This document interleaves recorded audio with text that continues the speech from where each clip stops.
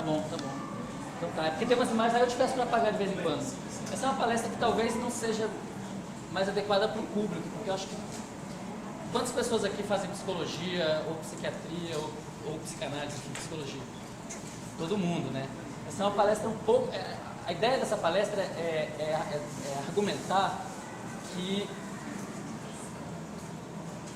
existe um programa de pesquisa freudiano em curso, ainda que a maior parte das pessoas fazendo isso não se reconheçam em Freud, né? Então, nesse sentido, não é uma palestra que vai falar...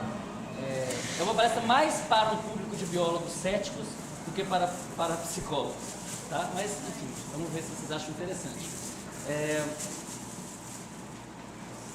Acho que é legal a gente começar pensando em como era o ambiente de neurociências na época que o Freud estava fazendo a contribuição psicanalítica, a contribuição, digamos que é diferente da neurociência do tempo dele, né? Então, no final do século XIX, no início do século XX, a coisa mais científica que você podia encontrar relacionada ao cérebro era a anatomia, né? Você já tinha aí uns 200 anos de alguma anatomia, tinha uns 50 anos de uma anatomia com métodos poderosos, né, a partir do Golgi. Então, aqui está o Carral, né? Ninguém duvidava, né, era inquestionável que neuroanatomia era uma coisa sólida, uma coisa que você podia desenhar, contar, projetar, né? Naquela época eles já podiam projetar as lâminas, as pessoas podiam ver aquilo que você via no laboratório, você podia mostrar para outra pessoa. É uma coisa sólida, uma coisa confiável, né?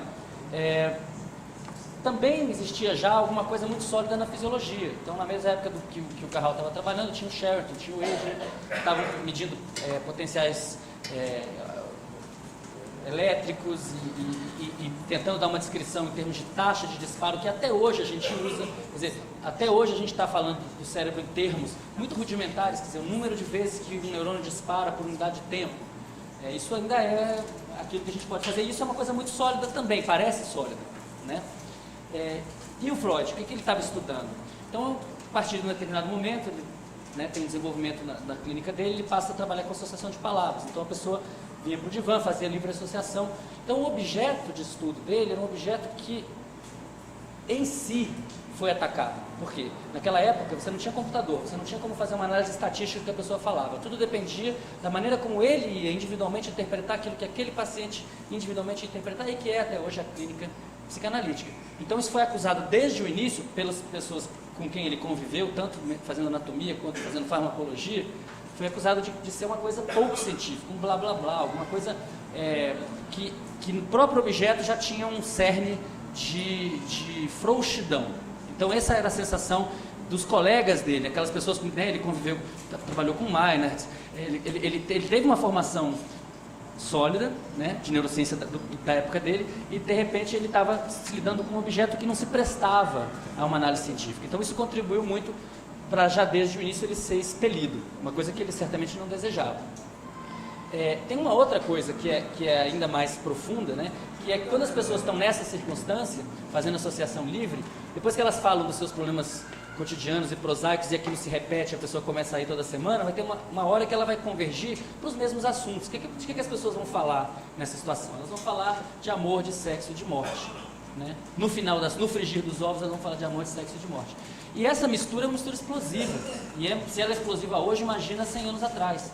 Imagina no ambiente que ele construiu a obra dele.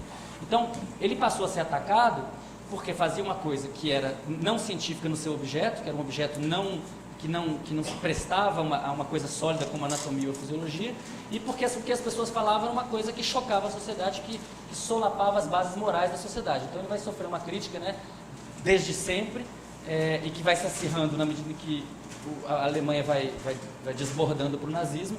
É uma crítica moral, né? Então, esse livro contra a psicanálise é um livro que vai falar, não, é um judeu depravado, né? Está falando da sexualidade de crianças, pobres crianças.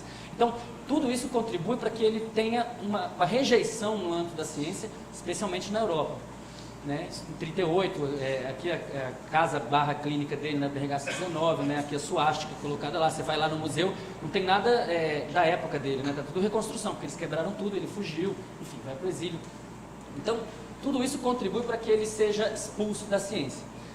Mas nos Estados Unidos ele teve uma influência muito grande, né? Ele faz aquela viagem, vai à Universidade de Clark e tal. Então, nos anos 40, 50, a formação do médico nos Estados Unidos, até em alguns lugares, até os anos 60, 70, ela passava pela psicanálise. O cara fazia psicanálise como fazia obstetrícia, como fazia dermatologia, né? E isso começa a cair nos anos 50. Então, nos anos 50, eu selecionei duas coisas que foram muito importantes para essa debacle científica de Freud nos Estados Unidos em particular. Primeiro foi a descoberta do sono REM. A descoberta de que existe uma fase do sono específica durante a qual os adultos sonham.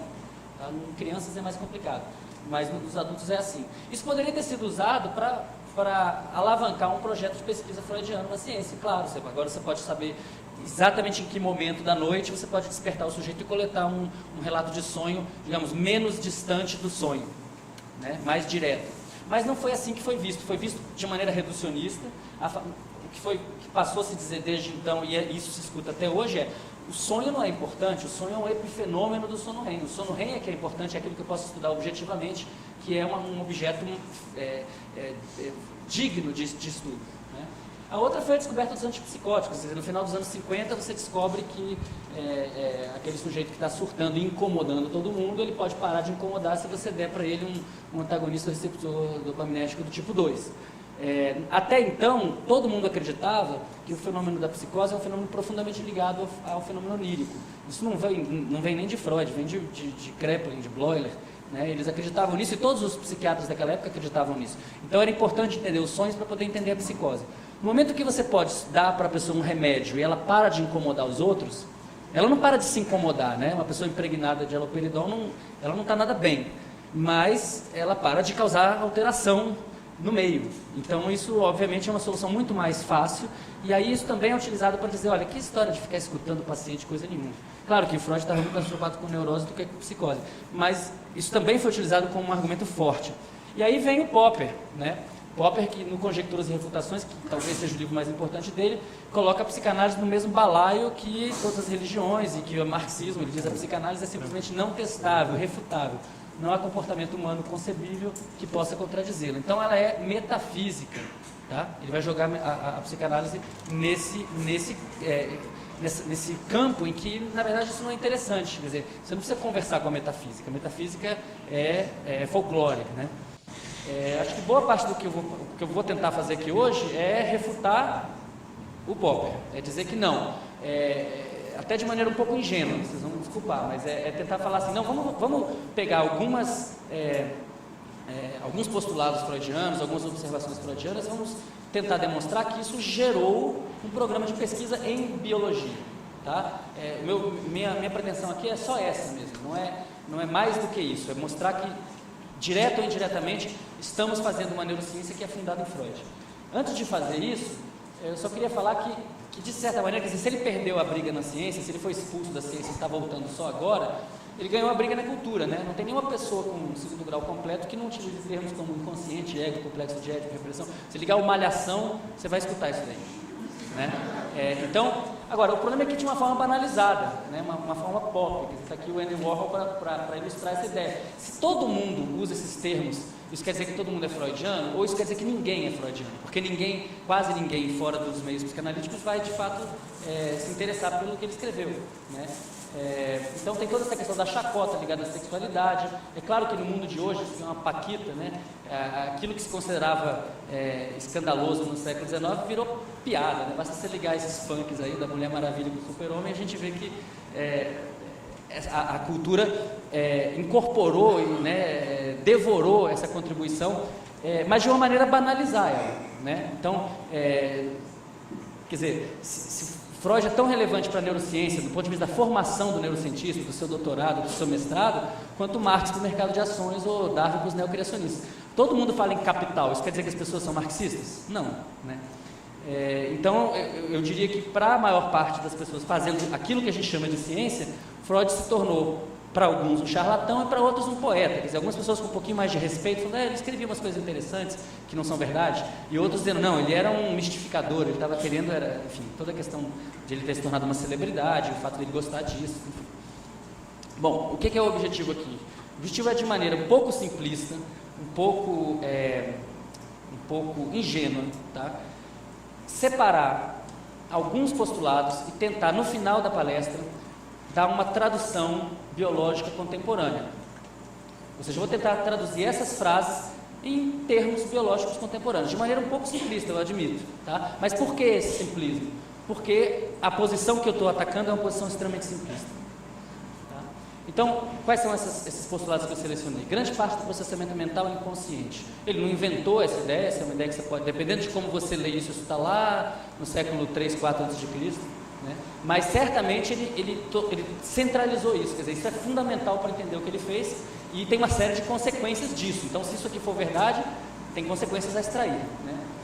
Traumas sexuais infantis causam psicopatologias na idade adulta. Na época em que ele propõe isso, criança não era nem gente, né? Criança era nas classes baixas era uma coisa esperando a hora de poder trabalhar, né? E a sexualidade, então, imagina, coitado, aquele anjinho tem sexo. Isso é uma coisa meio óbvia hoje em dia. Várias coisas que ele propôs são óbvias, então por serem óbvias a gente nem reconhece como sendo uma contribuição dele, né? Vamos falar disso um pouco. A ideia de que pensamentos indesejados podem ser reprimidos e se tornarem conscientes, reprimidos ou suprimidos, depende se é consciente ou não esse processo, é uma ideia que a gente pode dizer que é fortemente freudiana. Também você vai poder dizer, não, mas se você for olhar o Nietzsche, o Schopenhauer, claro, né, as ideias sempre vêm umas das outras, mas certamente esse assunto é um assunto freudiano, sem dúvida. A ideia de que sonhos contêm restos diurnos, novamente, é uma ideia antiga, mas ele dá uma centralidade, ele transforma isso em uma pedra fundamental para uma série de consequências. Sonhos satisfazem desejos e antidesejos, a ideia de que o desejo é o motor do sonho, né? Isso é uma ideia que a gente vai visitar em detalhes, porque tem muito a ver com o trabalho que eu faço. Sonhos são conglomerados de formações psíquicas. Quer dizer, o que será que ele está querendo falar com isso? O que é uma formação psíquica? Será que a gente pode dar uma tradução mais simples disso hoje em dia? E os sonhos são o caminho real para o inconsciente. Vamos tentar dar uma tradução biológica de inconsciente? Essa é a pretensão aqui. Eu não sei se vocês já viram essa imagem. Quem já viu essa imagem, por favor, levanta a mão. Então, tem um casal aí namorando e tal. Tem alguma coisa estranha nessa imagem, gente? Ele está piscando. Tem outra coisa estranha? Tem um gorila, não? A barra sobe e desce? Ah, pode acender. Quem não tinha visto, por favor, levanta a mão. Tá. Precisa de mais alguma coisa para demonstrar que a nossa percepção não vira consciência automaticamente? Quer dizer, a informação sobre a posição dessa barra se traduz em fótons que atingem a nossa retina. Eles estavam chegando na retina de vocês o tempo todo, só que vocês não tinham consciência disso. Agora que vocês sabem que a barra muda de lugar, vocês conseguem não ver? Né? É irreversível, né? Então, hoje em dia, a gente sabe, quer dizer, a neurociência estuda esse fenômeno, não se reporta a Freud para fazer isso, mas estuda esse fenômeno o tempo todo. Nós estamos muito interessados em saber o que é a consciência, como é que a consciência se organiza. É um processo, né? Não é um lugar, não é uma coisa, é um processo. Mas que processo é esse? Então, apaga de novo, por favor, a luz. Isso aqui eu vou mostrar para vocês dados do laboratório do Stanislas Dehaene, na França. O que vocês estão vendo aqui são... a gente vai mostrar um filminho da ativação através de um exame de ressonância magnética funcional do cérebro do sujeito quando ele está fazendo uma tarefa que consiste no seguinte: eles apresentam para o sujeito uma imagem muito tênue, um contraste muito baixo. É tão baixo que 50% das vezes a pessoa vê e 50% das vezes a pessoa não vê. A imagem é a mesma, só que às vezes ela vê, às vezes ela não vê porque o contraste é muito baixo. Então a pessoa passa por essa experiência dentro de uma ressonância magnética e depois eles separam as imagens. E o que a gente vai ver aqui é qual é a diferença quando ele está consciente de estar vendo e quando ele não está consciente. Nos primeiros 180 milissegundos, vocês vão perceber que a diferença é quase nenhuma, tá? Então, em 0 começa o estímulo, tá? Começa uma ativação no polo occipital, aqui, na região visual, tá? Muito parecido nos dois casos, tá? Então, quando dá 180 milissegundos, os mapas são muito parecidos e a ativação é basicamente uma ativação de áreas visuais.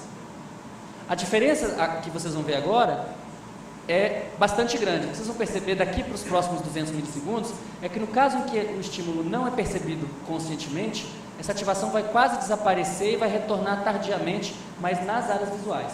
Enquanto que no caso do objeto que é visto conscientemente, ela vai se espalhar pelo cérebro, pelo córtex cerebral, continuamente.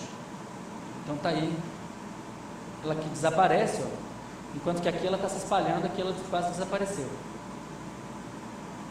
Tá? Quando chega aos 340 milissegundos, vocês veem que essa atividade voltou, tá? Só que ela voltou restrita às áreas visuais, enquanto que aqui ela se espalhou por quase toda a superfície cortical. Estender, por favor. Então, esse é um experimento interessante que está dizendo para a gente que, bom, a gente não sabe o que é a consciência, mas a consciência parece que tem a ver com o engajamento de múltiplas áreas corticais que não são as áreas apenas da modalidade sensorial em questão. Quer dizer, estar consciente de um percepto visual é mais do que ativar as áreas visuais, é muito mais do que isso. E quando eu falei em percepto visual, porque o percepto visual pode ser inconsciente, quer dizer, você pode demonstrar que essa coisa que ele não viu pode influenciar o comportamento dele, só que ele não sabe disso. Que diferença é essa? É uma questão em aberto, uma boa questão para qualquer estudante de pós-graduação em neurociência, né? Aliás, talvez seja a questão, e certamente ela está ligada à noção de que as coisas são conscientes ou inconscientes, e que o inconsciente, na verdade, é muito maior do que o consciente. Isso é uma noção freudiana. Então, nesse sentido, é uma pesquisa que está fundada em Freud. Mudando um pouco de assunto, a gente vai ficar pulando de um assunto para o outro, né? A ideia dos traumas infantis causarem psicopatologia na idade adulta. Essa ideia foi muito rechaçada, né? Quer dizer, as pessoas, muito da crítica que se fez à psicanálise é uma crítica assim, macho man, né? Tipo assim, isso é frescura, né? Que frescura é essa? Só porque o cara teve uma infância ruim e vai ficar com problemas do resto da vida, né? É claro que não tem nada disso, porque afinal de contas as experiências passam, a gente passa pelas coisas, a coisa não deixa marcas. Esse foi o argumento por muito tempo. Hoje vem ao encontro dessa proposição freudiana um aliado insuspeitado, são estudos totalmente moleculares, né, que é o conhecimento que a gente tem da epigenética. A epigenética é uma coisa muito recente, tem 15, 20 anos talvez, portanto deve ter muita coisa para a gente descobrir, e é o estudo das modificações, não das bases que organizam os genes, não do DNA em si mesmo, mas de modificações químicas dessas bases, tá? Então, por exemplo, a metilação dessas bases pode levar a uma mudança na maneira como elas são transcritas e depois leva à tradução das proteínas. Então, os genes não fazem nada sozinhos, né? Eles precisam ser expressos, e para eles serem expressos é preciso que proteínas reconheçam promotores para fazer a ancoragem de uma polimerase que vai fazer uma fita de RNA, que depois vai levar à tradução, chegar na proteína. Então, hoje a gente sabe que, dependendo da experiência que o sujeito tem, pode haver uma mudança, uma adição, por exemplo, de um grupamento metil, que pode mudar a maneira como esse promotor funciona. Nesse caso em particular, eles estavam interessados em saber o que acontece no hipocampo de pessoas que sofreram abuso na infância. E um abuso tão grave que, eventualmente, a causalidade não pode ser estabelecida, mas pessoas que sofreram abuso e acabaram cometendo suicídio. Eles estudaram 3 grupos de pessoas, então. Um grupo que cometeu suicídio tinha um histórico de abuso, fizeram um controle com um grupo que cometeu suicídio, mas não tinha histórico de abuso na infância, tá? E um grupo controle que não tinha cometido suicídio nem sofrido o abuso na infância. Eles pegaram o hipocampo das pessoas depois que elas morreram e foram procurar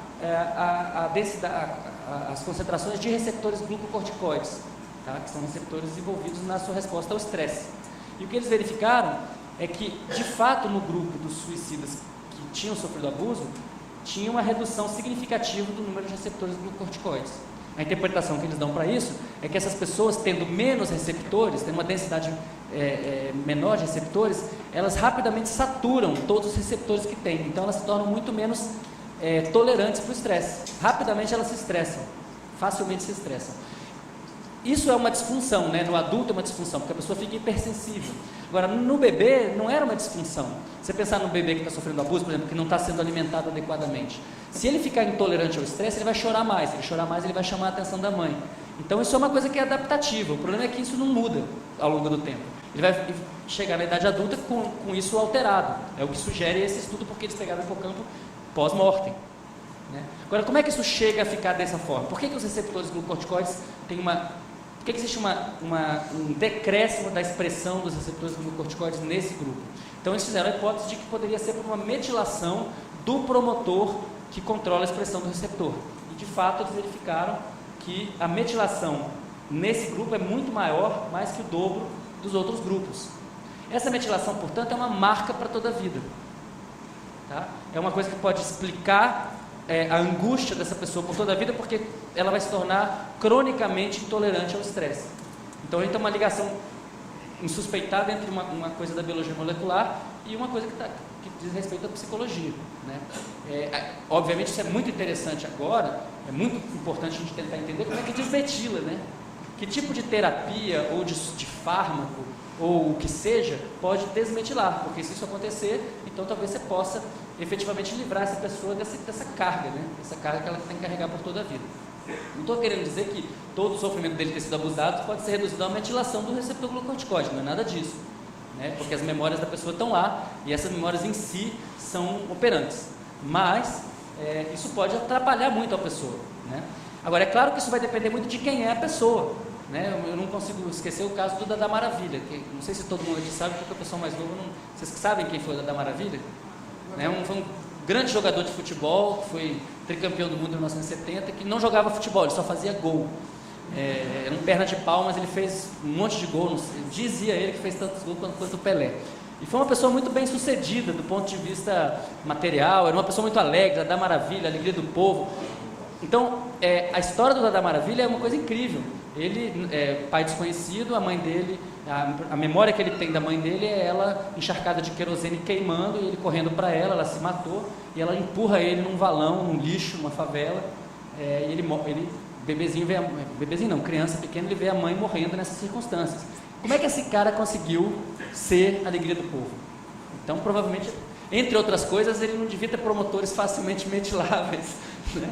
Então tem toda uma constituição que fez com que ele passasse por isso e chegasse a ter sucesso na vida e ser feliz, né? Enquanto que pessoas com muito menos podem ficar infelicitadas por toda a vida. Então essas diferenças constitutivas são importantes para o assunto. Me parece que isso aqui é um programa de pesquisa ligado à contribuição freudiana.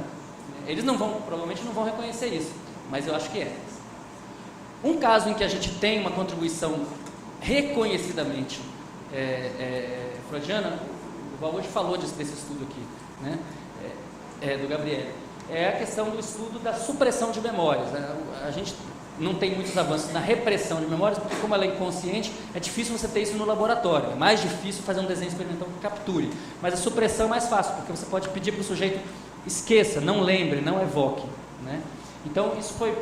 E eu estou selecionando, notem, né? Estou selecionando Nature Neuroscience, estou selecionando Science, eu estou selecionando artigos publicados no cerne da ciência, não é a revista tibetana de neurociências, é a Science, né? Então isso não é não, o ponto é, porque muitas pessoas falam, sim, Freud contribuiu e tal, mas isso é uma coisa corolária, é uma coisa periférica, não é periférico. E nesse caso aqui ele tá mencionado na primeira linha do resumo, tá?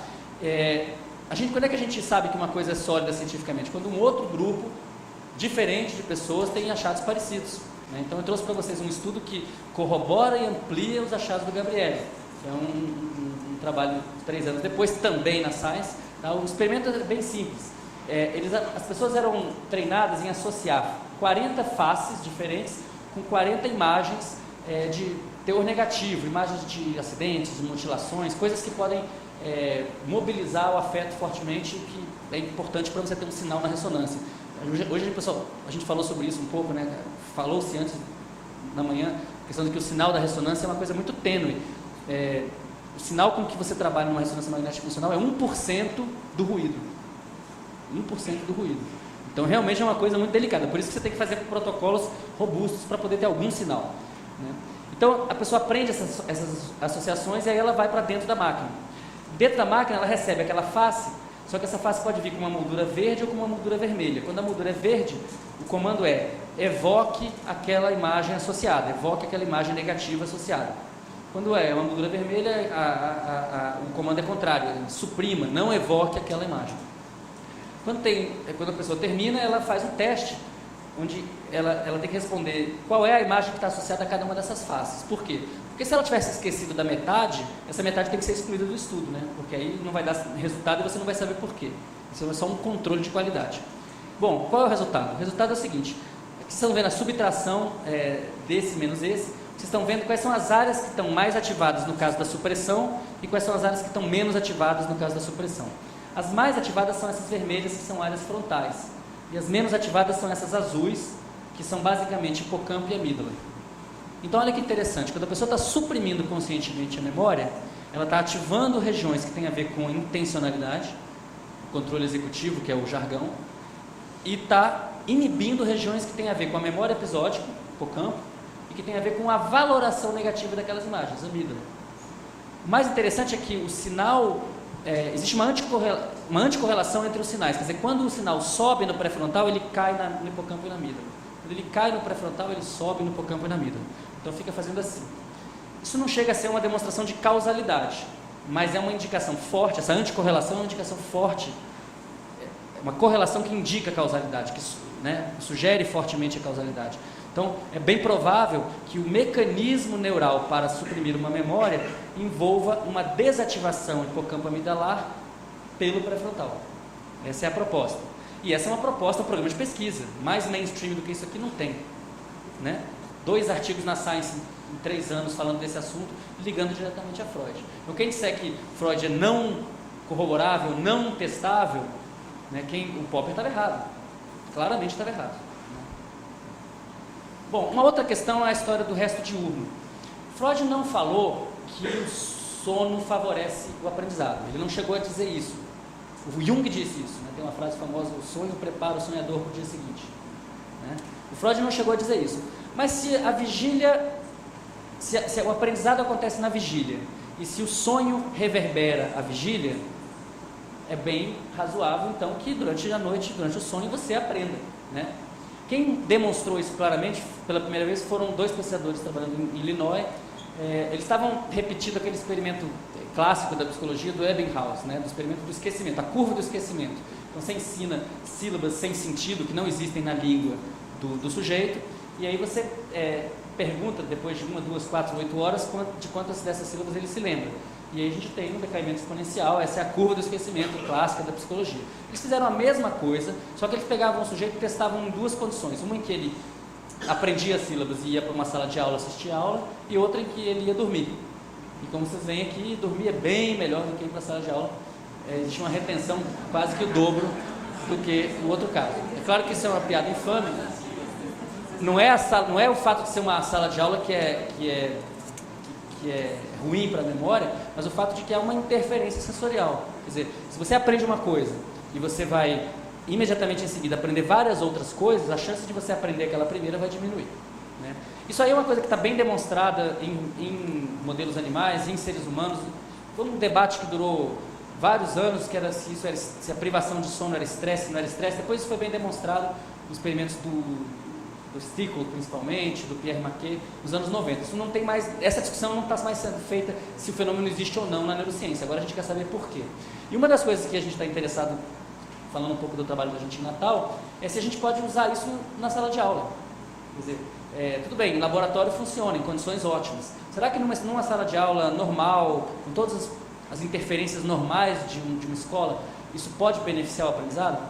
Isso é trabalho de mestrado da Natália Lemos, que é uma aluna minha. Ela pega alunos de 6ª série, faz um pré-teste sobre o assunto da aula dela, que é visão e memória, teoricamente um assunto que eles não dominam, não tem muita informação sobre isso para eles. Então, as partes do olho, as partes do neurônio, os olhos das moscas, o microscópio, uma série de informações que são memórias episódicas, coisas que você depois pode perguntar: o que é um omatídeo, o que é um microscópio, esse tipo de coisa. Ela dá uma aula de 15 minutos e depois ela separa os grupos aleatoriamente em grupos que vão continuar assistindo outras aulas ou grupos que vão dormir. E aí a gente dá para as crianças um colchonete, uma máscara e um ambiente com ar-condicionado. É o máximo que a gente pode oferecer, porque se a gente der uma cama, qualquer coisa que não vai ter na escola, isso não vai ter aplicabilidade nenhuma. O trabalho está em andamento, mas o resultado que a gente tem até agora é o seguinte: ela volta um dia depois, ou 2 dias depois, ou 5 dias depois, sem aviso, e faz uma prova. E aí ela percebe o seguinte: se ela volta um dia depois, todos os alunos têm uma melhora de, quer dizer, em média, tem uma melhora de em torno de 13%, 14%, em relação ao pré-teste. Então eles aprenderam alguma coisa. O azul é o grupo que dormiu, O vermelho é o grupo que tentou dormir e não conseguiu, eles te dizem no final, não consegui, então a gente chama de descanso. E o grupo de vigília, que é o grupo que ficou acordado mesmo. Se volta 2 dias depois, os 2 grupos estão altos e o grupo da vigília despenca. E se você volta 5 dias depois, o único grupo que fica alto é o grupo do sono, né? Então agora a gente está fazendo um experimento, quer dizer, aqui existe um ganho, digamos, de 10 a 15% no caso do grupo que teve acesso ao sono pós-aula. O problema é que eles perderam 2 horas de aula, é o que a diretora da escola vai falar para você. Então você tem que, esses 10 a 15% talvez não sejam suficientes para justificar essa intervenção. Agora, isso é uma intervenção única, né? Se você fizer essa intervenção sempre, aí você tem um problema de juros compostos, né? Você tem os 10 a 15%, em cima de 10 a 15%, em cima de 10 a 15%. Então pode ser que isso seja de fato a maneira correta, mais adequada de aproveitar aquela aula, né? Então, em vez de você fazer um monte de aulas ao longo de uma manhã inteira, talvez você possa fazer aulas mais curtas, muito carismáticas e marcantes, e depois dar um período para a pessoa fazer essa consolidação da memória. A gente agora está testando isso, agora entrou em greve lá, enfim, nosso experimento foi destruído pela greve. Mas o experimento é esse, a gente pega uma disciplina que é física, no IFRN, que é o antigo centro de Cefet, né? Então, depois da aula de física, eles dormem. E aí a ideia é comparar o que acontece com as notas deles em relação às outras disciplinas, em relação ao histórico deles pregresso. Tá? Isso estava em curso, agora parou, vai voltar. Mas a ideia é essa. Quando eu comecei a fazer o experimento há 4 anos atrás, a pessoa que era secretária da Educação no Rio Grande do Norte falou: não, vamos fazer no estado inteiro. Eu falei: mas eu nem fiz o experimento. Não precisa, a gente sabe que vocês são ótimos. Eu falei: não dá, né? Porque qual é a garantia que a gente tem de que isso faz sentido? Então agora eu estou mais confiante de que pode valer a pena fazer uma coisa em maior escala. Se isso funcionar, é uma tecnologia de baixo custo. Isso eu acho que é uma neuroeducação interessante. É uma coisa de baixo custo que você pode aplicar em qualquer lugar e que talvez melhore a eficiência do aprendizado, porque na verdade o que existe na escola as pessoas perdem muito tempo, né, em sala de aula, fazendo nada, fazendo coisas chatas. Enfim, isso é um exemplo de uma pesquisa que, na minha opinião, é uma pesquisa de base freudiana. Agora, o que eu realmente tenho me preocupado nos últimos 15 anos é quais são os mecanismos, o que acontece no cérebro para a gente poder consolidar uma memória durante o sono. O que são esses restos diurnos? Qual é o correlato disso? Molecular, celular? O que é isso? Então, uma maneira de estudar isso é com eletrodos. Você pode fazer abrir o crânio do animal, inserir matrizes de eletrodos, depois você fecha isso daí com acrílico e você pode saber o que os neurônios daquela região que você está estudando fazem, saber como eles funcionam, enquanto o animal está realizando comportamentos naturais ou aprendidos, enfim. Tem vários exemplos de restos diurnos eletrofisiológicos, quer dizer, da reativação durante o sono de padrões de ativação neuronal que você observava na vigília. Tá? Eu trouxe para vocês um exemplo que é particularmente convincente, que é um experimento feito em pássaros, um experimento do Dan Margolish. É um estudo com mandarim, que é um pássaro australiano, e aqui tem uma representação do canto dele. É um animal territorial, ele canta, o macho canta para a fêmea. Aqui é uma sílaba, o X é tempo, o Y é a frequência do canto e a cor representa a potência naquela frequência. Então aqui é uma sílaba, aqui é outra sílaba, aqui é outra sílaba grande, uma pequenininha e uma outra sílaba. Uma coisa assim tipo que pra gente é horrível, mas pra fêmea do mandarim é uma maravilha, tá?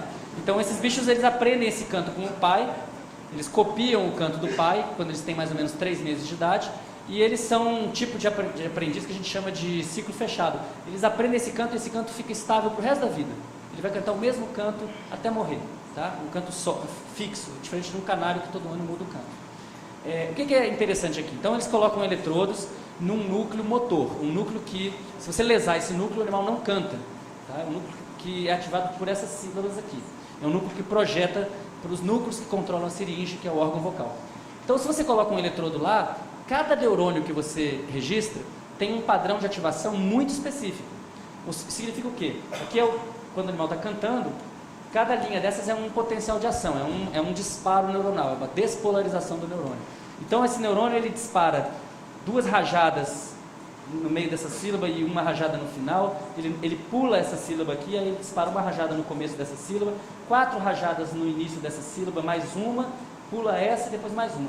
Se ele cantar 1000 vezes, esse neurônio vai disparar sempre nos mesmos lugares. Então, o que a gente chama de uma assinatura neural, uma ativação que identifica o funcionamento desse neurônio em relação ao comportamento global, que é o canto.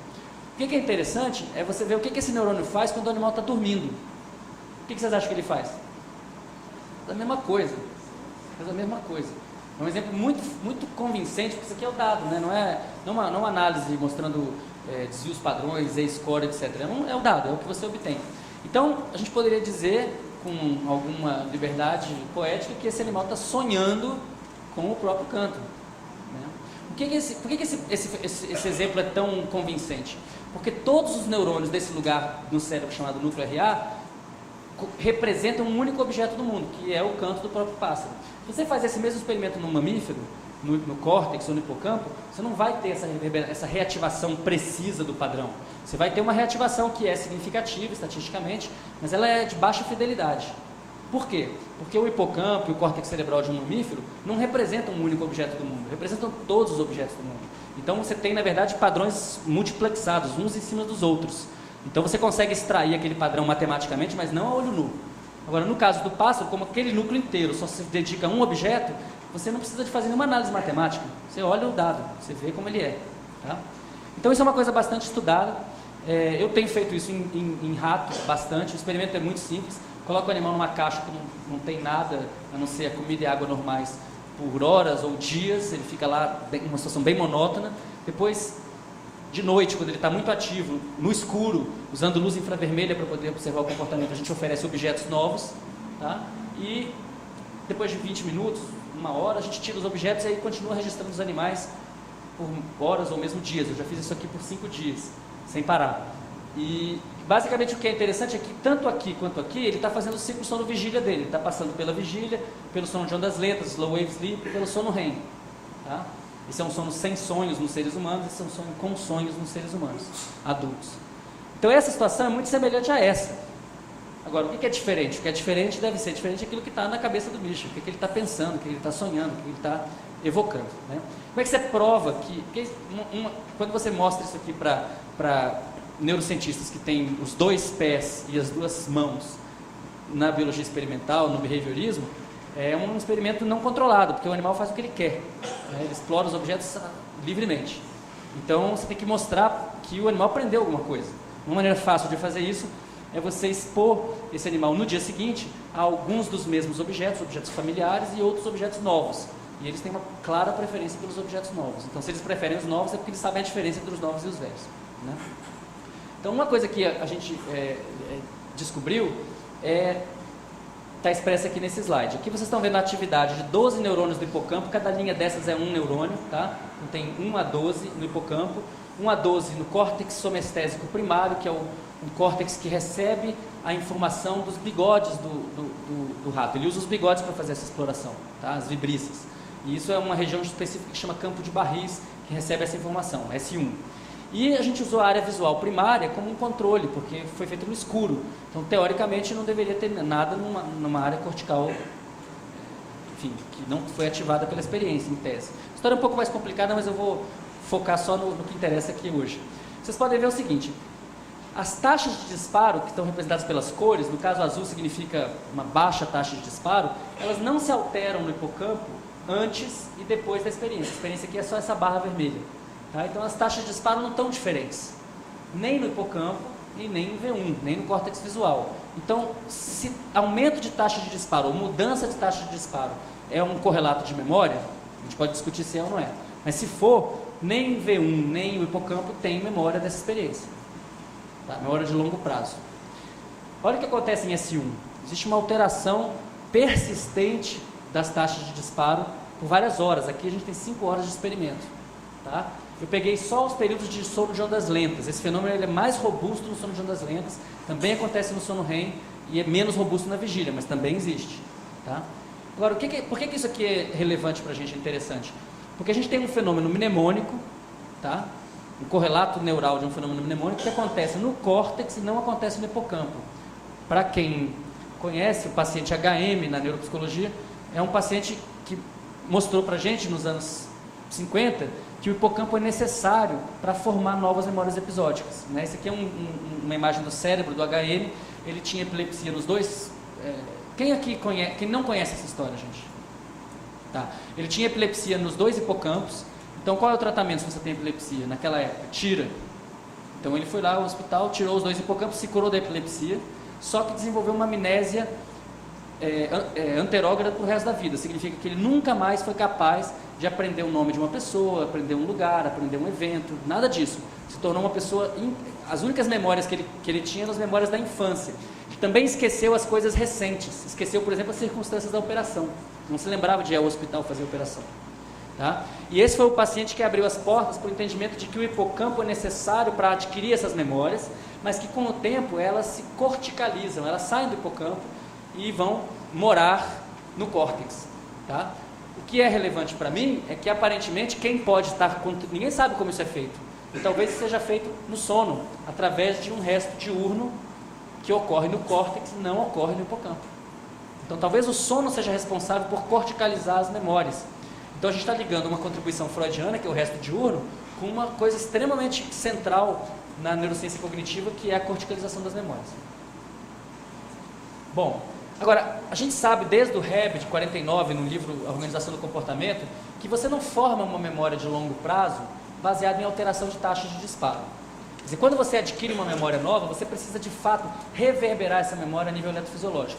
Então você pode medir que aqueles neurônios vão ficar disparando mais ativamente por algum tempo.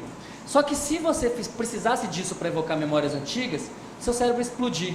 Né? Como é que você poderia ter memórias por décadas, se toda vez que você adquirisse uma memória, você tivesse que botar um circuito reverberando aquilo ativamente o tempo todo? É como se você tivesse que manter, aquela história do juggling, né? do cara que fica jogando as bolas, assim, você tivesse que manter todas as memórias ativadas. E não é assim, na verdade as memórias ficam latentes. Né? E aí a gente está começando a chegar perto da definição de inconsciente. Então, como é que isso pode ser possível? Isso pode ser possível fazendo uma modificação morfológica dos neurônios, então modificando a maneira como as sinapses se organizam, né? Aquilo que o Reb chamou de modificação morfológica, que a gente hoje chama de plasticidade sináptica. É a mesma coisa, só que com outro nome.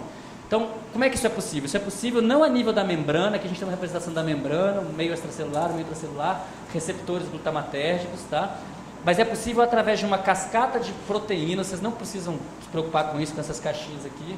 O fato é que você tem uma série de proteínas que ficam passando fosfato umas para as outras, até que elas podem entrar no núcleo, né, e ativar a transcrição de genes. Então, como é que se modifica a forma do neurônio? Modificando a maneira como determinados genes se expressam, faz mais daquilo, faz menos disso, né, para você produzir mais sinapses ou menos sinapses, ou retrair, ou, enfim, expandir.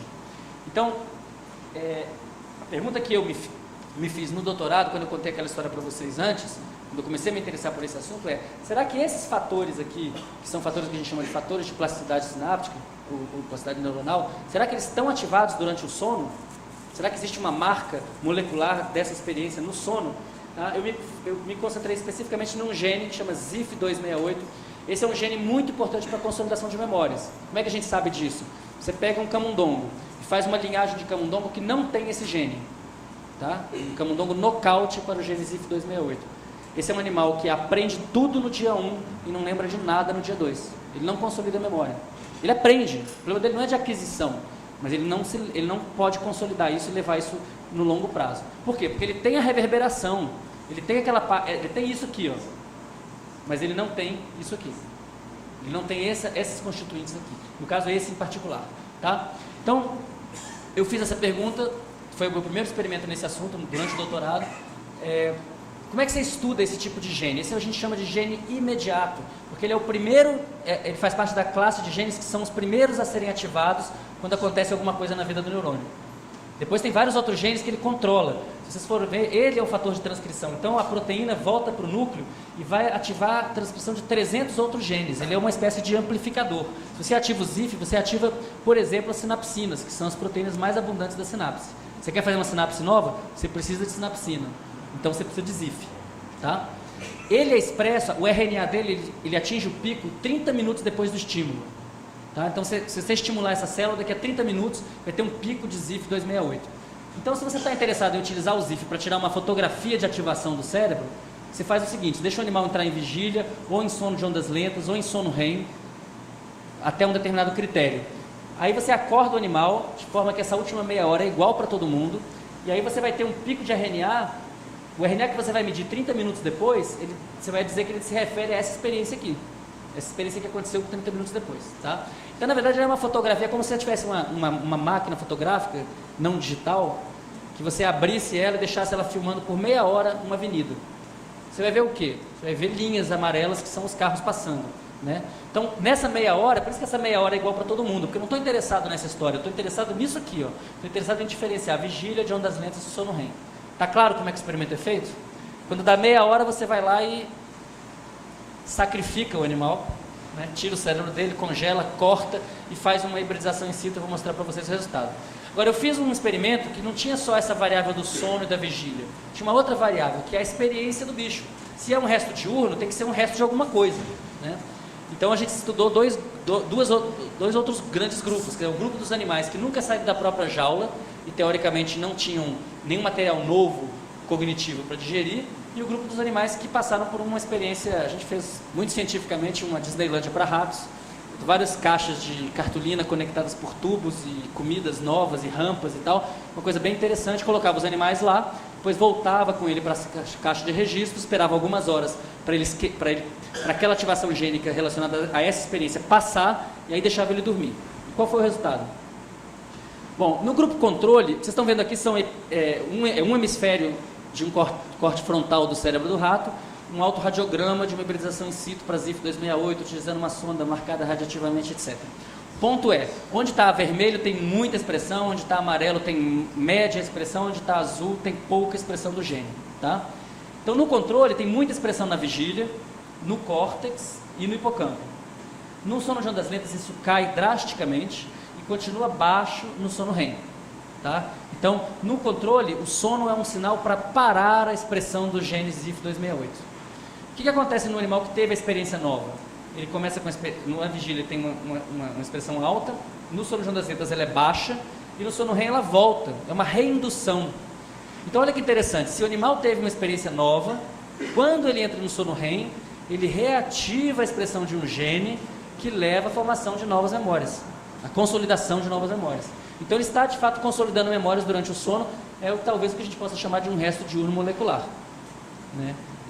Eu posso falar pelo menos pelo meu trabalho, isso é inspirado totalmente em Freud. Então, pelo menos isso eu posso dizer, com certeza. Bom, eu falei de gene, de proteína, de canal, de receptor, e não falei nada de sonho, né? Não falei nada da experiência subjetiva, de uma narrativa centrada no eu, em geral, né? Essas aventuras que a gente tem durante a noite.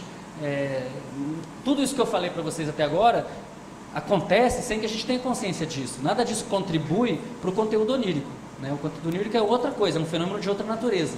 O que a gente pode falar sobre isso? Até muito recentemente, no âmbito da biologia, nada. A gente não podia falar nada. Até porque não era um problema, porque o sonho era um epifenômeno do sono REM.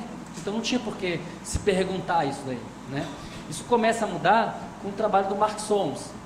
Então o Mark Solms ele vai fazer a seguinte pergunta: será que se o sono REM, se o sonho não se reduz ao sono REM, então deve haver algum tipo de lesão cerebral em que a pessoa tem o sono REM e não sonha.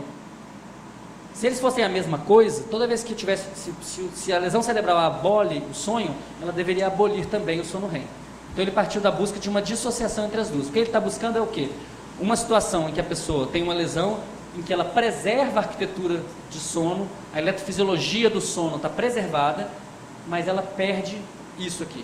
Ela perde a capacidade da narrativa onírica, e quando você acorda a pessoa no sono REM e fala, e aí, está sonhando? Ela vai dizer, não, tela preta. Tá? E ele descobriu um grupo pequeno, é uma lesão rara, tá? Mas um grupo grande o suficiente para a gente poder concluir que essa lesão de fato existe. Qual é a lesão?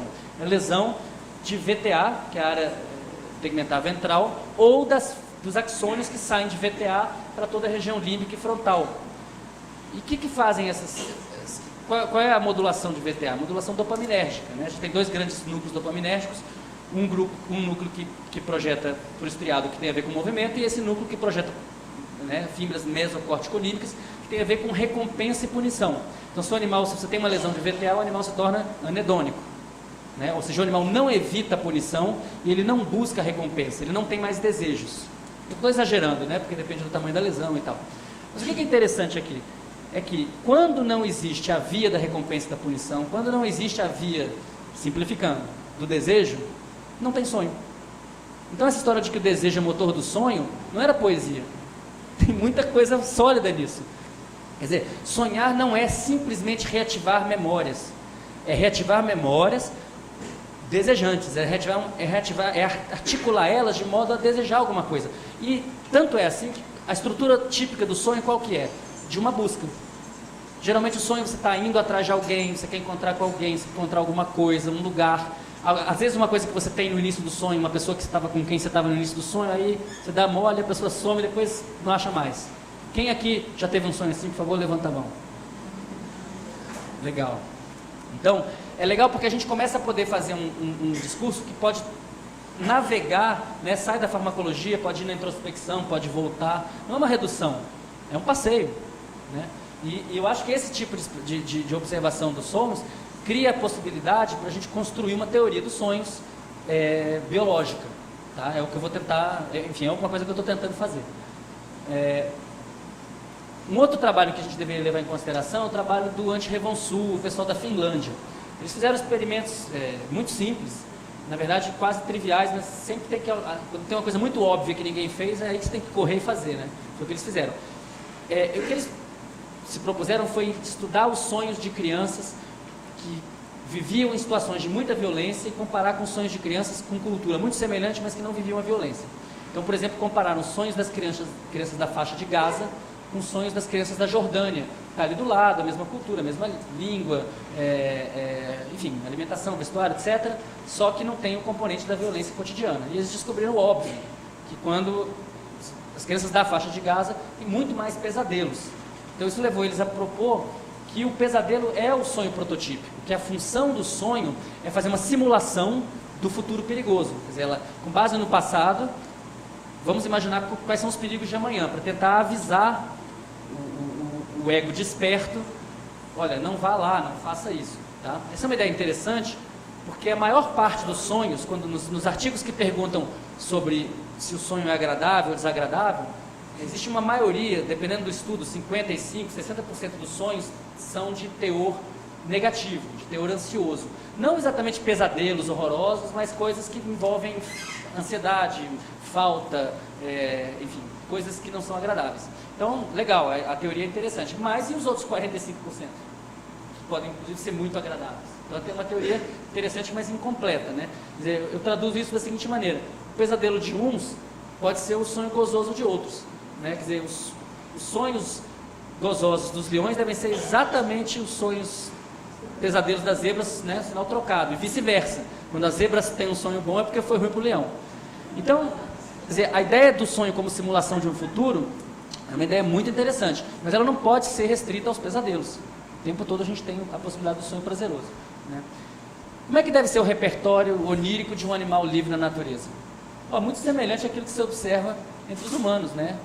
Quais são os problemas dos animais na natureza? Matar alguma coisa, nem que seja um alface para poder comer, não morrer, né? Não virar comida de ninguém e procriar. Né? Então, os sonhos devem ser com morte, sexo, amor, principalmente a questão do cuidado parental, né? Nos mamíferos em particular, isso é muito importante, porque a gente vem ao mundo muito pouco preparado para sobreviver, né? E questões relacionadas com a alimentação. Então, se a gente pensar que esses imperativos darwinistas devem determinar o conteúdo onírico. Se você tem 3 ou 4 grandes problemas na vida, matar, não morrer, procriar, cuidar dos filhos, e se os sonhos são simulações de futuros possíveis, então os sonhos dos animais na natureza devem ser muito previsíveis, devem ser bons preditores do futuro, porque tem poucas variáveis. O problema, isso é uma coisa que a Maria Rita, uma coisa a qual ela aludiu, é que no nosso caso, hoje, no mundo contemporâneo, a gente não tem mais poucas variáveis, a gente está muito longe disso aqui. Né? Então, a partir do desenvolvimento da cultura, você começa a ter uma separação dessas necessidades, desses problemas, né? Você tem arma, você tem roupa, você tem onde morar, você começa a ter tempo livre, inclusive, para criar um caminho, né? Que vai, eventualmente, levar a confortos que um leão jamais compreenderia. né? Chegar ao ponto do Proust, que é capaz de escrever muitos livros com base no cheiro de um biscoito. Então isso para um leão seria uma coisa absurda, mas só é possível por quê? Porque ele não tinha mais que lidar com isso, ele não tinha mais que lidar com predadores, por exemplo, né? Isso foi resolvido de alguma maneira, até chegar na situação atual em que o número de variáveis é tão grande que é absolutamente impossível você prever o sonho de uma pessoa. O que você vai sonhar hoje à noite? Não sei. Se você tiver um papel aí, eu te pedir para escrever os seus problemas, se eu te der 5 minutos, não vai ser suficiente, né? E meia hora? Também não, né? E 1 hora? Na verdade é infinito, porque a gente tem um monte de micro problemas que causam muita ansiedade, né? Agora, basta você ter um problemão grande na vida e você esquece os probleminhas, né? Então, quando você pega, se a gente quiser entender a função do sonho, o ser humano contemporâneo de classe média não é um bom modelo, porque o sonho não evoluiu nessa sociedade que é muito recente. O sonho evoluiu numa sociedade que vivia esses problemas. Nossos ancestrais hominídeos tinham esses problemas, né, para resolver. Tem um filósofo importante na Duke University, Flanagan, que escreveu um livro chamado The Spandrels of Sleep. Ele diz que o sonho é um subproduto do sono, que não tem nenhuma função, é um cara bem anti-freudiano. E o principal argumento dele, por incrível que pareça, é o seguinte: ele diz assim, eu nunca tive um sonho que me servisse para nada, para resolver problema nenhum. Você fala, bom, o professor titular da Duke não tem problema, né? Como é que ele pode querer usar a introspecção dele para entender como que evoluiu o sonho? O que tem a vida dele a ver com a vida dos nossos ancestrais hominídeos? Nada, né? Agora, coloca ele numa guerra. Com o que soldado em guerra sonha? Sexo, amor e morte. É com isso que eles sonham. Os relatos são esses. Aliás, eles sonham tão intensamente, as experiências são tão fortes, quando eles voltam da guerra, eles continuam sonhando com isso. Que é o que um dos pilares da síndrome de estresse pós-traumático, que é o pesadelo recorrente, né? Uma memória fortemente entalhada, da qual você não consegue se livrar facilmente. Bom, para mais ou menos terminar, que acho que o tempo já deve estar acabando, eu queria mostrar para vocês os resultados de 2 experimentos que estão em curso no laboratório. Um já foi parcialmente publicado, o outro está, espero que a gente vai poder mandar o artigo até o final do ano. Isso aqui é um experimento feito, foi tese do André Pantoja, de mestrado, e envolveu outras pessoas, outros estudantes e pós-docs no laboratório. É uma tentativa de de estudar os sonhos de uma pessoa numa situação de ameaça, numa situação de violência, mas uma situação, obviamente, laboratorial. Então, na primeira noite, a pessoa vinha para o laboratório, recebia eletrodos e a gente estudava o sono dela só para conhecer a estrutura do sono, porque as pessoas são muito diferentes entre si, e também para ela se acostumar com o ambiente. Na segunda noite, ela repetia o procedimento, só que ela jogava 1 hora de jogo, que eu vou mostrar para vocês, um jogo de computador violento. A gente fazia o estudo às 4, 5 horas da manhã, dependendo do sujeito. A gente acordava a pessoa e coletava um relato de sonho. Sonhou sim? Fala, e gravava isso. Tá? No dia seguinte ela jogava de novo, e no final de tudo a gente pedia para ela fazer uma lista de 20 palavras relacionadas ao jogo e 20 palavras relacionadas ao laboratório, que são as 2 coisas estranhas que estão acontecendo para ela, né? Bom, que jogo que a gente escolheu? A gente escolheu um jogo chamado Doom. Não sei se vocês conhecem, o pessoal mais novo não deve saber. Esse é o avô do Quake, que por sua vez é o pai desses jogos de hoje em dia. É um jogo de monstros e labirintos, você vai andando por um labirinto. Só para vocês verem um pouco melhor. Então a pessoa tem um labirinto, ela tem que navegar aqui, e aí ela tem que evitar matar esses monstros, pegar novas armas o tempo todo. Se você não trocar de arma, você não mata o bicho. Se você não pegar munição, você não mata o bicho. Se você não pegar remédio, medicina, fármacos, você também não sobrevive. Então tem uma série de coisas. Pode acender de novo, por favor? Tem uma série de coisas que você pode medir, que são perceptuais, que são motoras, espaciais, memórias episódicas. É um mar de coisas que a pessoa tem para aprender. E o que a gente notou é que, na verdade, tudo que você pode medir melhora. Em média, melhora. Então, por exemplo, em média, as pessoas morrem menos de um dia para o outro, elas têm uma pontaria melhor, quer dizer, precisam de menos tiros para matar o inimigo do que no primeiro dia, elas matam mais inimigos, coletam mais munição, coletam mais remédios, passam mais de fase, descobrem mais passagens secretas, tudo melhora. Agora, eu falei para vocês isso em média, né? Os sujeitos são muito diferentes entre si. Então, se você olhar todos os sujeitos do estudo, que são 28, e aqui é uma medida de ganho overnight, de ganho de um dia para o outro, que combina todos esses índices aqui, vocês veem que tem um sujeito que melhora 70%, e aí isso tem um contínuo até um sujeito que tem 2 sujeitos que na verdade pioram. Tá? Em média eles melhoram, mas tem 2 que pioram. É engraçado, quando a gente começou a fazer o experimento, todos os que iam bem eram homens e todos os que iam mal eram mulheres. Né? E aí falou, então é uma diferença de gênero e tal. Aí eu falei, não, mas não pode ser uma diferença de gênero, não é possível, né? Porque a gente não evoluiu para jogar Doom. Então, qual que é o problema? É que as meninas não gostam de Doom. Doom é um jogo de menino.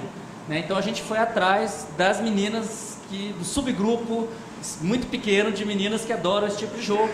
Encontramos elas, recrutamos e com certeza elas estão aqui em cima, não tem problema nenhum. As mulheres são tão boas quanto os homens para jogar Doom quando gostam. Bom, e daí? O que a gente descobriu sobre a ativação do cérebro durante o sono? Eu estou mostrando para vocês aqui dois sujeitos opostos.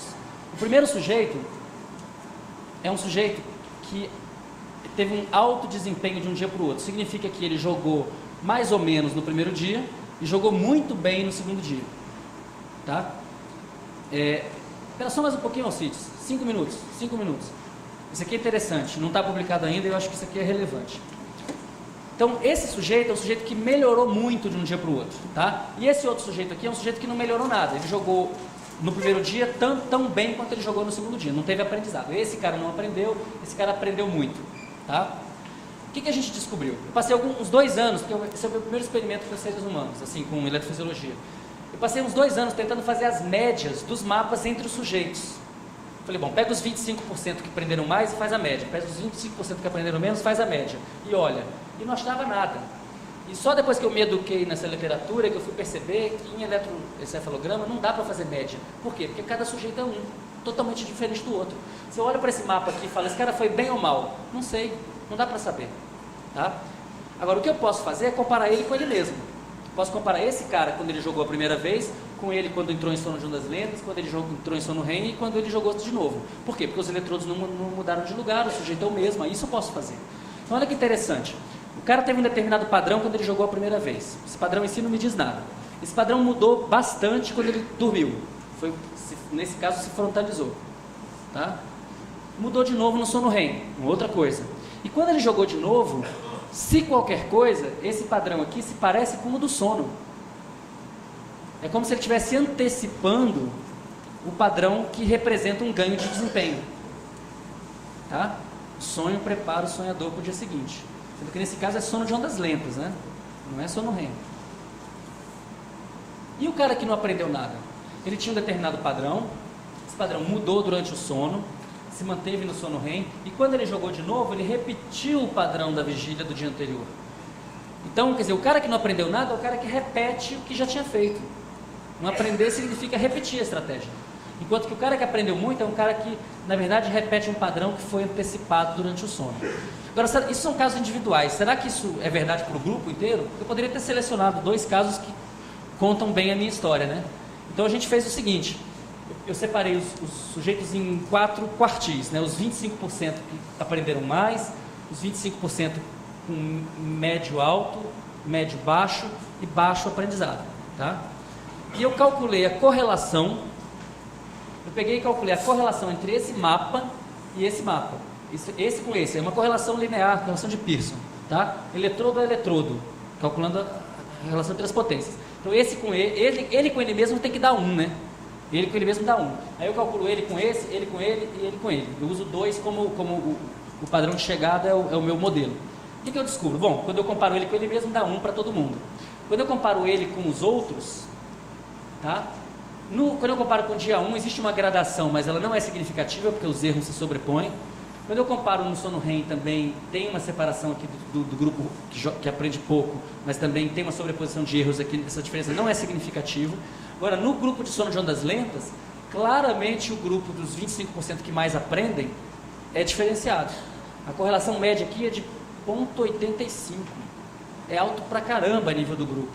Significa que, de fato, a nível do grupo, o grupo que aprendeu mais é o grupo que antecipa o seu padrão durante o sono. Então essa ideia antiga do sonho como um oráculo, um preditor, ela tem uma base na eletrofisiologia.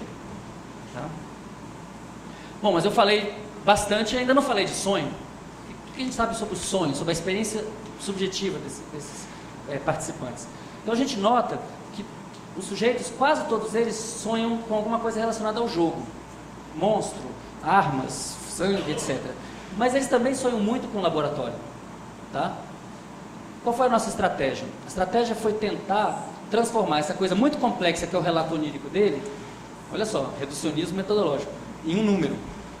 Tá? A pergunta é assim, será que eu consigo fazer um índice da intrusão do jogo no sonho e da intrusão do laboratório no sonho? Porque se eu puder fazer isso, aí eu posso ver como que isso se relaciona com o desempenho. Tá? Então o que a gente fez? Cada sujeito tinha essa lista de palavras.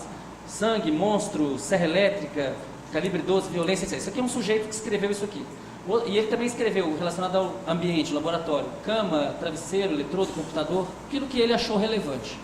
A gente fez o seguinte, a gente fez um pool desses relatos, dessas listas, e falou assim, qual é a palavra mais prevalente? A palavra que aparece na maior parte das listas. Olha, monstro aparece em 81% das listas.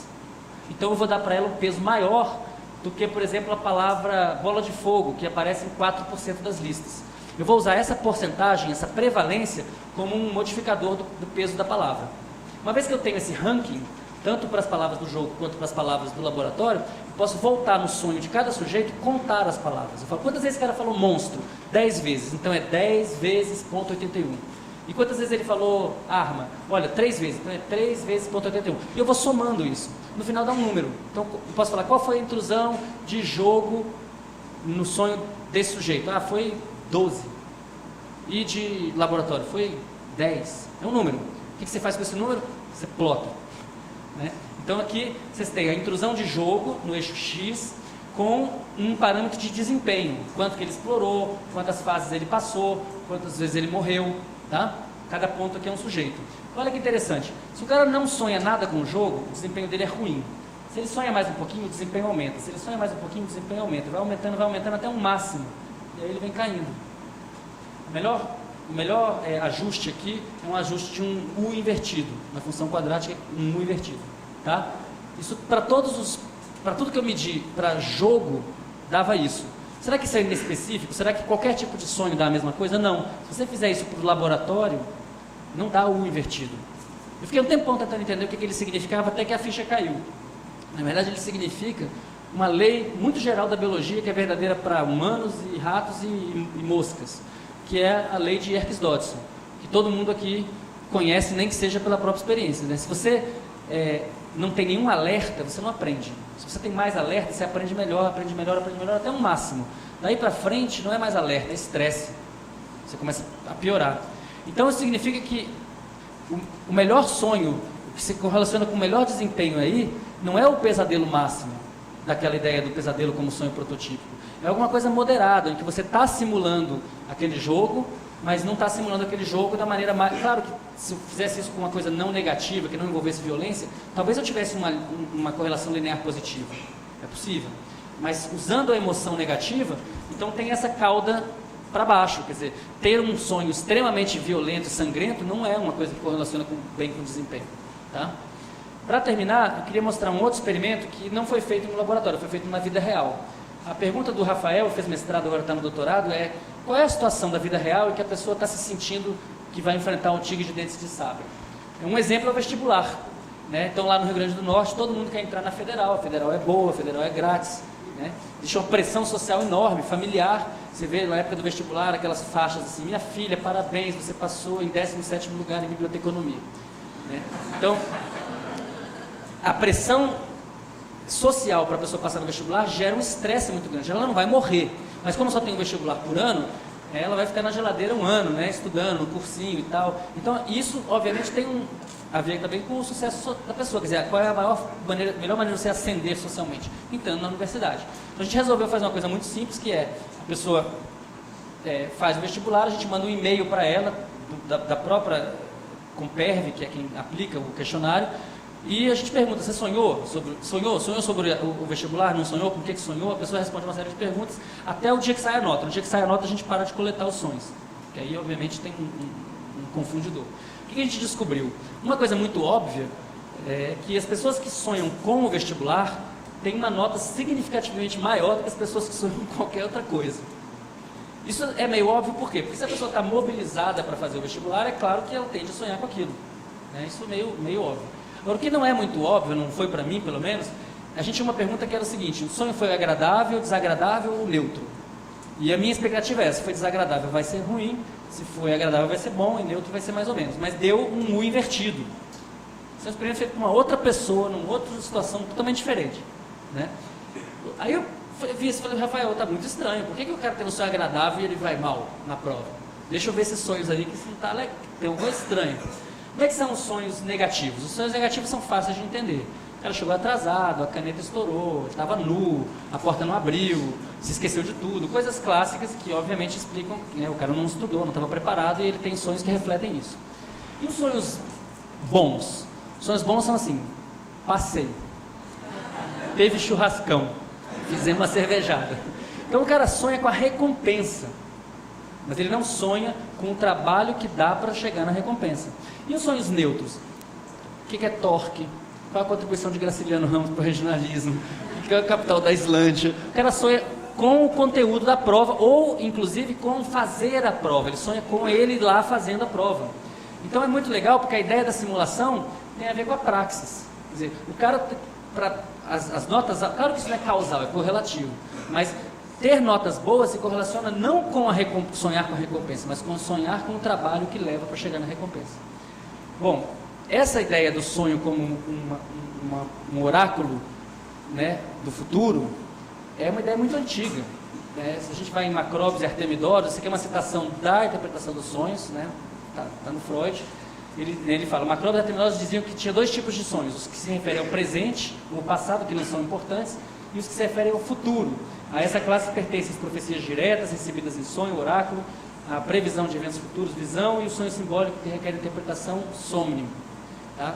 Se a gente for ver, todas as culturas, civilizações antigas, todas, sem exceção, os egípcios, os gregos, os romanos, você vai nos Vedas você encontra isso, no I Ching você vai encontrar isso, todos eles vão dizer que alguns sonhos são premonitórios, podem prever o futuro. As populações ditas primitivas, atualmente existentes, indígenas, sul-americanos, norte-americanos, aborígenes, australianos, todo mundo acredita que os sonhos podem prever o futuro. O povão, se perguntar lá para o jardineiro, para o porteiro, se ele acredita nisso, é claro que ele acredita nisso, inclusive ele já ganhou uma grana nisso no jogo do bicho. Quem que não acredita? Nós, pessoas da academia. Porque o futuro, né, a física nos diz que o futuro é indeterminado. Como é que você pode prever o futuro se o futuro é indeterminado? Bom, é só você mudar uma palavra. Em vez de ser um oráculo determinístico, que é o que essas culturas acreditam, você pode pensar num oráculo probabilístico. Então, talvez a função dos sonhos na evolução dos hominídeos tenha sido usar as memórias do passado para tentar simular um futuro possível. Quer dizer que isso vai acontecer? Não. Mas se você vive num mundo de 3 ou 4 variáveis, é muito mais fácil acertar do que quando você tem 2.500 variáveis, né? Então, esse é o caminho que eu tenho perseguido nos últimos anos. E para terminar, eu queria voltar naquelas frases, né? Então, grande parte do processamento mental inconsciente, acho que não precisa nem discutir, né, gente? Claro. E a gente sabe hoje em dia que isso tem a ver com o envolvimento de mais áreas corticais. Traumas sexuais infantis causam psicopatologias na idade adulta. A gente podia dizer, por exemplo, que abuso na infância está correlacionado com a metilação de promotor gênico, que reduz a expressão de receptores glucocorticoides do hipocampo. Isso não é uma tentativa de reduzir, mas isso é uma tentativa de dizer que isso é um programa de pesquisa em biologia. Dizer que pensamentos indesejados podem ser reprimidos e se tornar inconscientes, hoje em dia a gente diz que o córtex pré-frontal controla a supressão intencional de memórias por meio da desativação do hipocampo de amígdala. Um programa de pesquisa claramente freudiano. Sonhos contêm restos diurnos, a gente sabe que os sonhos reverberam memórias a nível eletrofisiológico e molecular. É exatamente a mesma afirmação, com um pouco mais de detalhes. Sonhos satisfazem desejos e antidesejos, desejo é motor do sonho. Que tal dizer que sonhos concatenam fragmentos de memórias de forma a simular expectativas futuras de recompensa e punição mediadas por dopamina? É a mesma afirmação com um pouco mais de detalhes. Sonhos são conglomerados de formações psíquicas, a gente podia dizer que os sonhos são conglomerados de memórias. E sonhos são caminho real para o inconsciente, talvez a gente possa dizer que os sonhos permitem acessar o banco de memórias. Então, uma definição biológica de inconsciente pode ser que é a soma de todas as nossas memórias e as suas combinações possíveis. Muita coisa, né? Então, para terminar, aqui a gente tem, esse é o último slide, eu prometo, a gente tem aí um panteão dos nomes que qualquer estudante de pós-graduação em neurociências tem que estudar, né? Muito do que a gente falou aqui está ligado a Darwin, está ligado a uma conjectura, uma narrativa evolucionista, né? Muito do que a gente falou aqui está ligado a Carral, ao neurônio, o próprio Golgi, Helmholtz, Bleuler, Leu, William James, Pavlov, todos esses nomes são nomes que um bom aluno de doutorado em neurociências deveria conhecer e estudar. Mas ele não tem uma grande ausência aqui, né? E essa ausência, ela pode ser preenchida com essa citação do Lawrence. Né? O Lawrence, ele, quando terminou a Segunda Guerra Mundial, ele foi preso por ser um colaboracionista nazista, ficou 2 anos e pouco preso numa prisão soviética na Armênia. E, inclusive, podiam ter acabado com ele ali, a gente não saberia dele, talvez. Né? E ele escreveu um livro, um pedaço de papel, que foi o primeiro que ele escreveu e foi o último a ser publicado. Foi publicado em 1996, que tem como nome A Ciência Natural da Espécie Humana, uma introdução à pesquisa comportamental comparada, ou os manuscritos russos. Nesse livro ele propõe que a ciência que pode fazer a ponte entre a biologia e a psicologia é o comportamento animal. E ele ganhou o prêmio Nobel por estudar comportamento animal. E tem uma hora, é muito interessante, porque ele estava na pior. Ele era nazista, estava preso numa prisão soviética. Né? E aí ele começa a detonar o behaviorismo. Ele faz uma crítica frontal ao behaviorismo que estava em ascensão. Né? Em 1940 e pouco, o behaviorismo era tudo de bom na ciência. Né? Uma coisa realmente sólida e quantificável. Então ele detona, ele diz o seguinte: o behaviorismo funciona, os números são sólidos, só que eles praticam a recusa ao conhecimento. Eles não querem saber o que tem na caixa preta. Então eles são uma disciplina que está fadada a desaparecer e ser incorporada pela pesquisa do cérebro. E foi exatamente isso que aconteceu. Ele previu isso com várias décadas de antecedência. Os departamentos de psicologia experimental estão fechando, estão virando, na verdade foi uma coisa que a neurociência fagocitou. Né? Aí ele diz o seguinte, olha a audácia dele, porque ele escreve isso num momento de ocaso da psicanálise, né, do ponto de vista científico. Aí ele diz: um outro ramo muito mais significativo de investigação psicológica, originário da psiquiatria, permanece notavelmente isolado e desconectado, embora mereça mais que qualquer outro campo da psicologia ser chamado de científico. Por mais que rejeitemos o edifício teórico construído por Freud e Jung, não pode haver dúvida de que ambos foram observadores talentosos que assinalaram pela primeira vez certos fatos irrevogáveis e inalienáveis do comportamento coletivo humano. Então, eu espero que nos próximos livros de texto o Freud esteja no centro do debate. Obrigado, gente.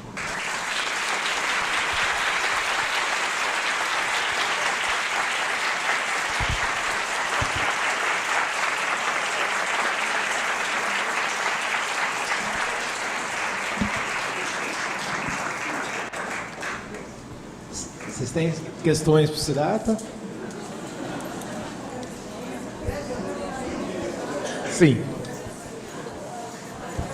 Siddhartha, antes de mais nada, muito obrigado, uma palestra brilhante, muito obrigado por estar conosco. Eu tenho uma dúvida seguinte. Há algum tempo atrás, num comentário sobre filme, eu e um colega, ele estava falando dessa divisão das neurociências entre uma parte das neurociências que diz que os sonhos não têm sentido algum, né? E outra parte que não advoga essa tese.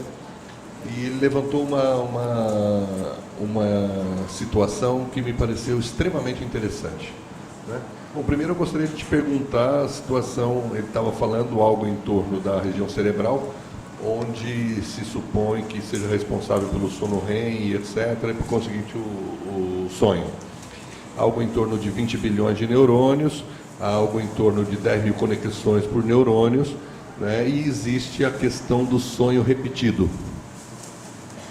Então me pareceu um argumento muito forte, muito interessante, né? Que marcou, que ele estava dizendo como é possível um sonho repetido numa estrutura, se eles são só, né, produto disso, há algo da ordem de 20 bilhões exponenciado a 10 mil. Qual é o índice de possibilidade de você ter um sonho repetido nessa condição? Gostaria de saber o que você pensa disso. Essa pergunta é ótima. Na verdade, eu devia ter falado. Geralmente eu falo sobre isso, hoje eu esqueci. Quem caiu aí foi o Crick. O Crick fez essa proposta, publicou na Nature um artigo onde ele propõe que a função do sonho é apagar a memória. Então ele fala: você tem 10 mil neurônios na ponte, na formação reticular, bombardeando o córtex com bilhões de neurônios, aleatoriamente. Então seria como se você durante o dia fizesse castelos de areia e durante a noite chovesse, né? A chuva vai apagar aleatoriamente o castelo. Então a função do sonho seria o esquecimento. Claro que uma das funções do sono é o esquecimento. Isso não é Isso não é uma besteira. A besteira é dizer que ela é a única função. E a maneira como o argumento foi destruído, se não me engano, foi o John Searle. Foi ele que fez esse argumento. Originalmente ele estava numa palestra com o Crick e ele falou, bom, então se o que o senhor está falando é verdade, a chance de um sonho se repetir é zero. Porque é 10 mil vezes 20 bilhões e todas as combinações disso. Né? Quantas pessoas aqui nessa plateia já tiveram um sonho repetido? Pronto, acabou o argumento do biólogo. De vez em quando o filósofo mata o biólogo, né? Foi o caso. Não precisava ele ter... Aí você vê que o problema é o cara tentar fazer uma teoria sobre coisas que são introspectivas sem introspecção. Talvez ele nunca tenha tido um sonho repetido, eu duvido. Acho que todo mundo deve ter tido pelo menos um na vida. Agora, mesmo que você não tenha, você sabe que os veteranos de guerra têm pesadelo recorrente. Você sabe que existe PTSD, né? Ou TEPT. Então, se você sabe disso, como é que você pode propor uma teoria de que os sonhos são aleatórios? Agora, isso é uma coisa muito recorrente na biologia, e que eu acho que provém de uma angústia, que é o fato de que se os sonhos fossem aleatórios, a gente não teria nenhum que se responsabilizar pelo seu conteúdo eventualmente constrangedor, né? Então, seria muito bom para muita gente se eles pudessem falar, não, esses sonhos não tem nada a ver comigo, são as minhas memórias sendo apagadas e aí de vez em quando eu solto a franga, entendeu? Agora, como não é assim, quer dizer, o grande lance é a questão de se os sonhos têm ou não têm significado. Qualquer pessoa que passou por uma perda sabe que os sonhos têm significado, porque a perda se expressa no seu sonho. A Rosalind Cartwright fez uma pesquisa inteira sobre sonhos de pessoas que estão em separação, né? E tem até um roteirinho. Sonho, né? Quando está tudo muito ruim, aí a pessoa tem aquele sonho de satisfação do desejo, que está tudo ótimo, aí acorda e fala, putz, não é nada disso. Até o momento que ela começa a ter aqueles sonhos que ela sonha com o ex-cônjuge já contra a pessoa e tal. Então tudo isso tem um roteiro, não é que todo mundo vai passar por isso, mas é uma coisa que tem uma certa... é comum a várias pessoas, né? Então o que me incomoda muito nas pessoas que tentam estudar sonhos na biologia, em geral é essa tentativa de banalizar. E acho que a gente não tem... É impossível fazer uma biologia do sonho sem introspecção. Impossível. Por quê? Porque o fenômeno onírico é mais do que tudo subjetivo, né? Eu posso te contar o meu sonho, mas isso não vai te dar a menor ideia de como é que ele foi. Até porque eu mal lembro dele, né? Tem esse problema também, que o Freud fala muito disso. Quando você relata para o outro e relata para si mesmo, é muito tênue. Uma coisa que está ficando importante agora, nos últimos poucos anos, até o Bob Stickle era um cara anti-sonho, agora ele está estudando, está interessado. É o estudo dos sonhos ou da mentação do sono de ondas lentas. Porque por muitos anos, a partir do trabalho do Foucault, não, o sono de ondas lentas não tem nada. Mas não é verdade. Se você acorda a pessoa no sono de ondas lentas, ela tem conteúdo mental. Ela não tem imagem, não tem filme. Não tem filme, mas tem pensamentos. E esses pensamentos têm a ver com as tarefas que a pessoa está fazendo. Tem um trabalho na Current Biology do ano passado, no Stickle, onde eles têm a pessoa navegando no labirinto, não tem nada de negativo, tá? E aí eles separam as pessoas em dois grupos, os que têm o relato do sono de ondas lentas, que tem alguma coisa a ver com aquela navegação no jogo e que não tem nada a ver, eles separam em dois grupos. E o grupo que tem qualquer relação tem um desempenho bem maior. Agora, essa relação é uma relação que pode ser tênue. Quer dizer, não é que o cara sonhou com um labirinto, estava fazendo a tarefa, pode ser uma coisa muito metafórica, muito distante, mas que ainda assim guarda relação com aquele objeto.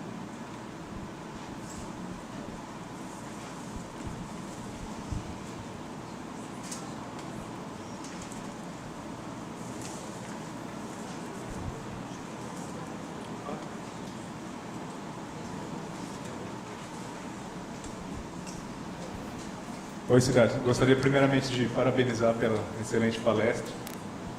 Bom, se os sonhos eles são uma oportunidade de prever o futuro, né, de a gente ter essa arena de simulação e de uma maneira probabilística prever o futuro, né, é estranho pensar como que os sonhos, na verdade, nós não temos controle sobre eles, né, como se fosse um carro desgovernado e que muitas vezes, inclusive, a gente se vê no sonho, como se fosse em terceira pessoa, né, o sonho. Isso alguns estudos dizem que tem um pouco a ver com a desativação do córtex pré-frontal durante o sono REM. Não sei se isso tem sido corroborado de uma maneira mais sistemática, né? Mas o que eu fiquei pensando é que se isso realmente tem um valor adaptativo, no caso dos sonhos lúcidos, por exemplo, em que você toma o controle do sonho, a maior incidência desses sonhos lúcidos talvez não traria uma simulação mais efetiva dessa realidade, e talvez se essa pessoa conseguisse sistematicamente ter sonhos lúcidos, ela não poderia montar um programa de treinamento aí das futuras atividades, né? Esse é um tema polêmico, né, na psicanálise, porque muita gente vai dizer, não, mas o sonho não deve ser perturbado, você não deve tentar tomar consciência do seu sonho. O sonho tem sua função, deixa rolar.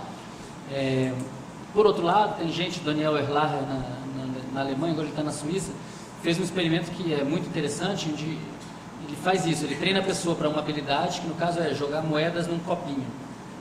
Né? E você pode ser treinado, você melhora, você vai ficando cada vez melhor em jogar moedas num copinho. E aí ele coloca a pessoa vem para o laboratório, dorme, e aí ela treina essa habilidade no sonho, conscientemente, porque eles trabalham com pessoas que são sonhadores lúcidos frequentes.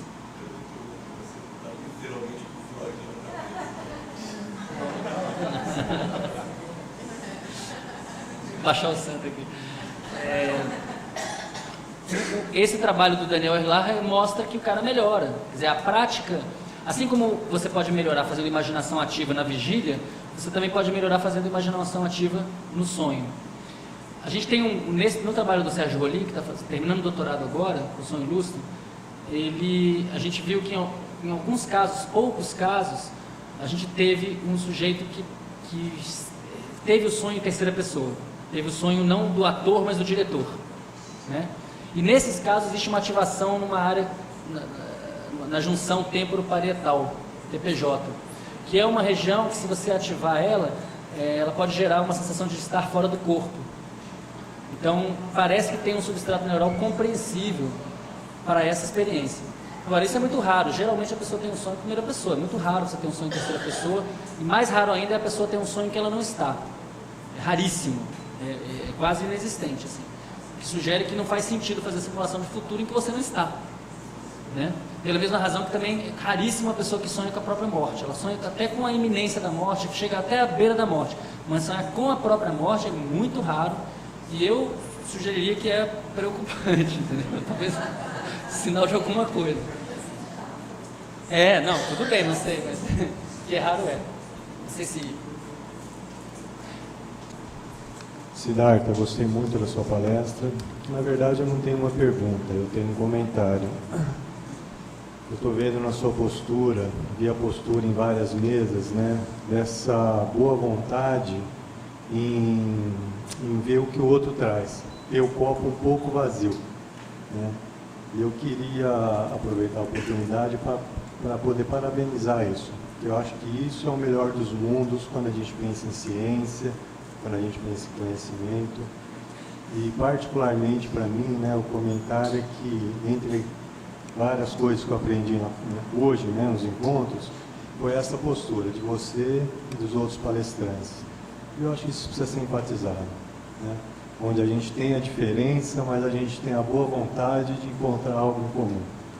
Então, o meu comentário é esse.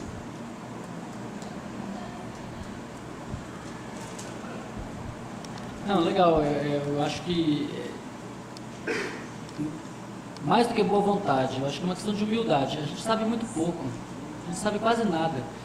Talvez daqui a 100 anos a gente olhe para essa época de agora e fale, nossa, imagina, os caras tinham acabado de descobrir a internet. Então, essa precariedade, quer dizer, a neurociência é uma coisa muito grosseira. Qualquer pessoa que começa a fazer neurociência acha que neurociência é uma coisa muito avançada. Você chega no laboratório, você vê o que é uma cirurgia, como é que a coisa funciona na prática, né? No dia a dia. Então, eu acho que não tem como não ser humilde. Esse discurso triunfalista da ciência tem que acabar. Senão ele vai acabar com o mundo. Né? Tem que ser outra coisa. E o que eu sinto em relação... Quer dizer, quando eu estou conversando com a Maria Rita, com o Milito, com vocês aqui, quem é que sabe mesmo, né? Sabe o quê? A gente sabe tão pouco.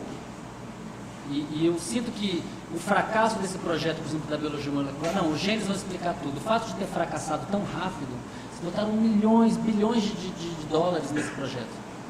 Não deu em nada, o projeto Genoma não resolveu não curou nenhuma doença.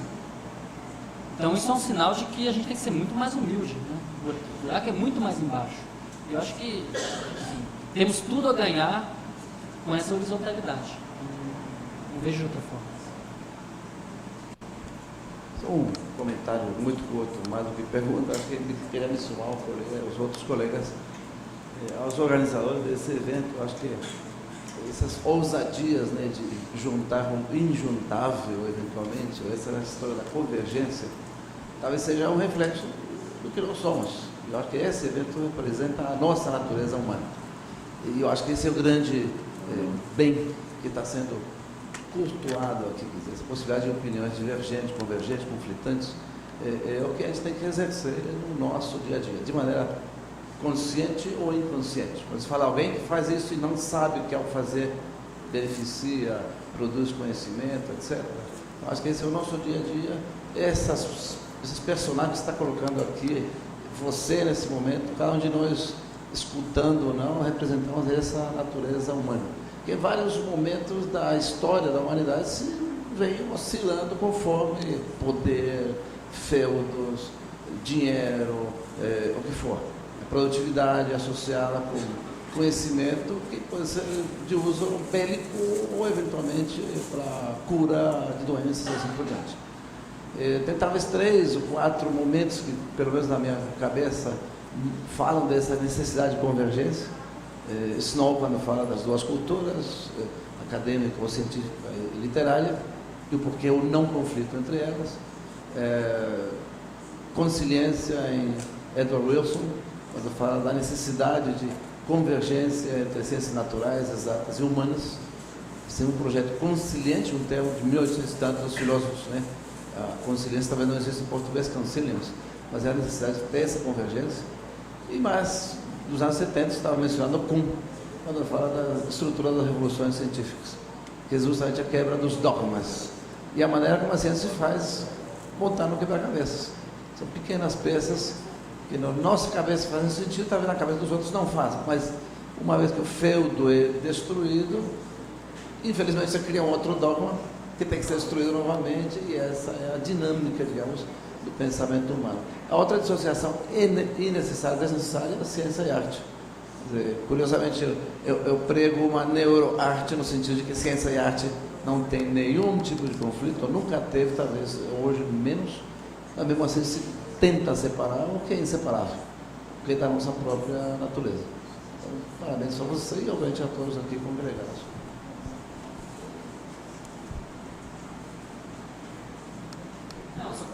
Concordo com tudo que o Norberto fala.